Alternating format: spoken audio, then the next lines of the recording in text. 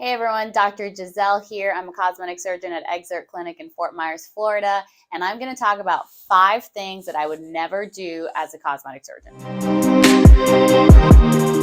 The first one is tear trough filler in a person that has puffy eyelids. So if you wake up in the morning and your under eye bags are puffy, they're big, you are not a good candidate for tear trough filler. So tear trough filler can actually cause your lymphatic drainage here under the eye to get plugged up. So that's going to make the puffiness worse. It's not going to look better. And I've had patients come to me that had tear trough filler several years ago, 5 years ago, and they still have that puffiness as soon as you put some dissolver in there, you dissolve it with Hylenex, that puffiness tends to go away. They don't have that old filler in there.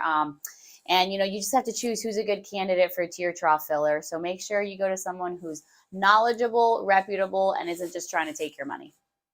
Number 2, thread lifts. So I see these on social media all the time. Everyone wants to know, how can I make my face like this, pull this back, just using some suture material. Unfortunately, as soon as you cut that thread, there's no tension there. Your body's just gonna basically eat up that suture material, and there's gonna be no long-lasting effect. Multiple studies in the plastic surgery literature have looked at threads, and there's just no long-term gain to really justify how much you're paying for that procedure. I'm a much bigger fan of minimally invasive techniques, so mini facelifts or using something like Renuvion for skin tightening. That's going to give you a much longer lasting result and actually cause your body to produce that collagen and elastin that gives you a long lasting effect. And little known fact about thread lifts, they can actually cause a lot of infection. So I've seen patients who had thread lifts done in their nose, and it is a foreign body. So your body can actually cause that thread suture material to come out. And then these can cause a lot of infections, and you'd have to be on long-term, antibiotics after that.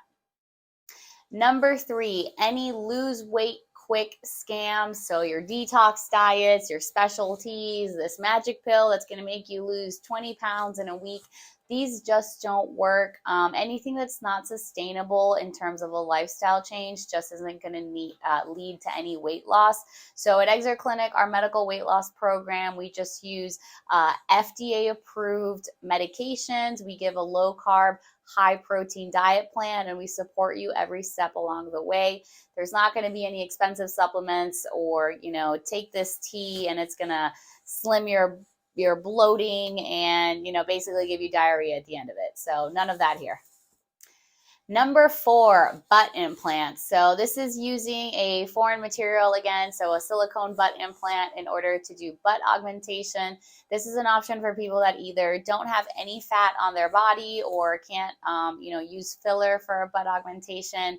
Butt implants, unfortunately, they tend to move under that muscle. Imagine you're sitting on this for prolonged periods of time for basically the rest of your life. It's not like getting breast implants where they just sit there and they have really good long-term data.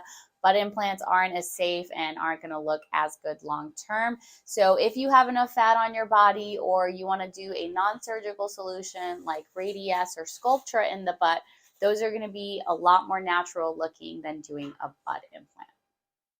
And lastly, number 5, I will never treat a forehead with Botox or Dysport and not treat here, those 11 lines, the glabella. Unfortunately, all the muscles are kind of connected. So when you treat just the forehead, but not here, this muscle is going to get angry. It's actually going to get hyperactive. So you'll have a perfectly smooth forehead when you go like this. But I've had patients come to me and actually the tail of the muscle here is called the corrugator. It will bunch up and be noticeably visible between the eyebrows. So I will never, I take a full face approach when I treat my Botox and Dysport patients. So you should really take the recommendation of your injector when they say you have to treat your forehead and the glabella. It's not because they're trying to make money off of you. There is anatomic reasoning behind this.